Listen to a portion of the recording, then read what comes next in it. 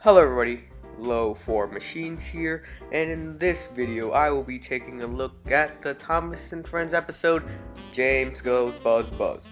Now to start off, James Goes Buzz Buzz was actually, whoa! Of course when I'm starting a video I get interrupted. How else would Why don't you make a video about me? Alright then. In this video I'll be taking a look at the Transformers masterpiece Shattered Glass Optimus Prime. Shattered Glass Optimus Prime comes from the universe where Autobots are bad and Decepticons are good. And this is called the Shattered Glass universe. That's why he's called the Transformers Masterpiece Shattered Glass Optimus Prime. And the Transformers Masterpiece line is a line of Transformer figures that are meant to look very accurate to their story counterpart, whether that's the G1 series or comic books. And this Shattered Glass Optimus Prime is supposed to be accurate to the comics, in which it is kind of, because the original comic had the classics Optimus Prime and not the MP10 Optimus Prime. And for those of you who don't know what I'm talking about, the MP10 is the mold used for Optimus Prime in the Masterpiece line, and it's known as one of the best molds ever. And this is just a recolor of the MP10 mold, which is just Optimus Prime in its regular colors from the G1 cartoon. Now with that aside, let's get straight into the accessories. First off, we're going to take a look at Optimus Prime's Ion Blaster, which is in its folded up position but can spring out, just like that. You can also put it in Optimus Prime's back for storage. However, on my figure, the back doesn't close up that well when you put the blaster in, so that's a problem, but it's not too big a problem, as I'd rather him hold it or store it in his trailer, as I'll show later on. However, I did manage to get it to close up and stay closed, but there's still a little gap. However, I do still like this feature, as whenever Optimus Prime needs his Ion Blaster, he can just pop it from his back and boom, he's ready for battle. Yeah, it's pretty cool. Not to mention that he just looks awesome with the Ion Blaster. Like, this is so iconic to me. You also get his Energon axe, which is really neat. It's in this green yellowish color and it's clear, and you can just plug it into his hand. And this also looks awesome. However, on my figure, I wasn't able to push it in all the way. As you can still see, there's still some of the hand showing. And let me just say that the figure itself is amazing. The posability and articulation is just excellent. You can put him in so many different poses and he just looks great. He looks like the original Generation 1 cartoon Optimus Prime, you know, but evil. Just so beautiful. And he has posable fingers. His index finger can move by itself, while the other three fingers can move as one piece, which is still awesome. I mean, this guy's awesome. And he also didn't skip leg day. Look at those legs. However, there is a problem, and that is that the fingers on my figure are just too tight. And there's already stress marks showing where the pin connects on the hand, as the pin is too thick for the plastic, and that's, stressing the plastic. And that makes the figure really scary to move its fingers. As cool as it is, it's every time I move it, I just feel like it's gonna break on me. So yeah, I definitely recommend being careful when you're posing the fingers.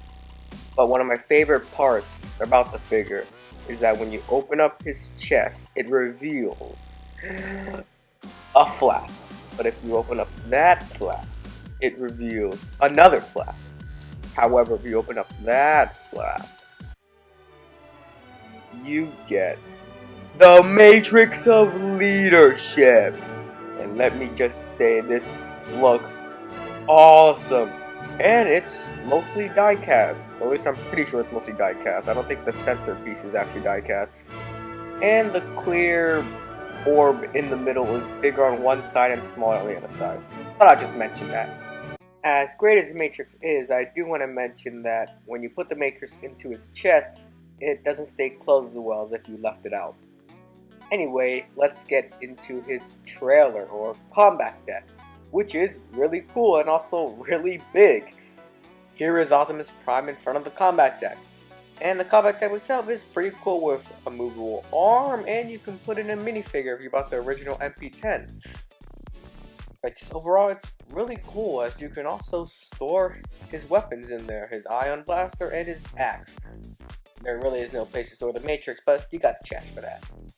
And then when you're all done, you can just pack up the trailer by closing it up, and it's just a regular trailer.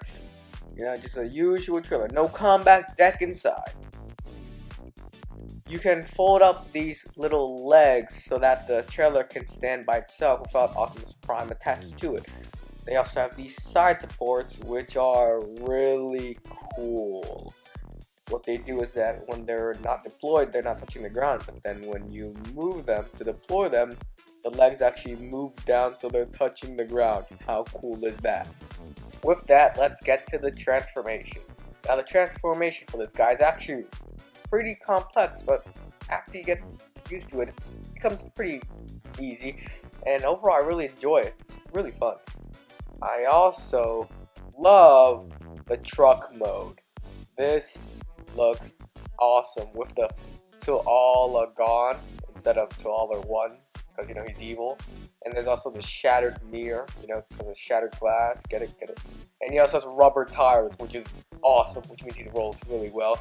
But the best part is when you attach his trailer, he looks like a normal truck with a trailer, you know, but he's not.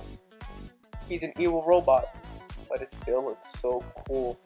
And every time I look at it, it literally looks like it's a normal toy truck. It doesn't look like transform. Well, besides from other lines, but besides from that, it looks awesome.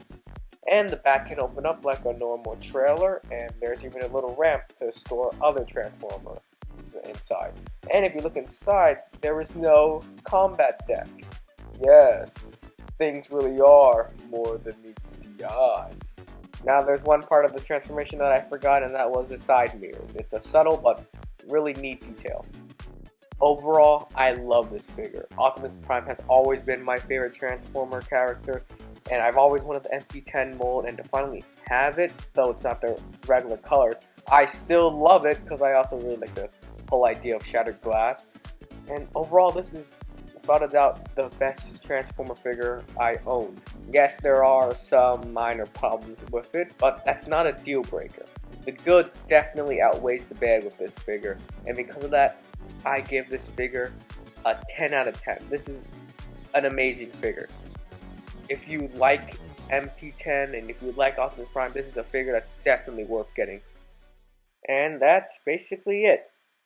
Now, at the end of the video, I'm going to talk to you about a little channel update, and that is that what is my channel going to be after 2019 and 2020?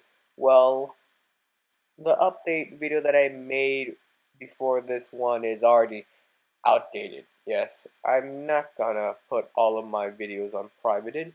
I'm just gonna mark them all for kids and leave them up. And for my schedule for 2020, I'm hoping to do a new video every 2 weeks. We'll see how it goes, but yeah, that's basically it. And for those of you who want to see some more Thomas and Friends content, don't worry, that will come out. However, I do want to start branching out to other things that I really enjoy, like this video or the last couple of videos. So there's going to be a mix of Thomas and Friends content and other content I really enjoy. So with that, I'll see you all later.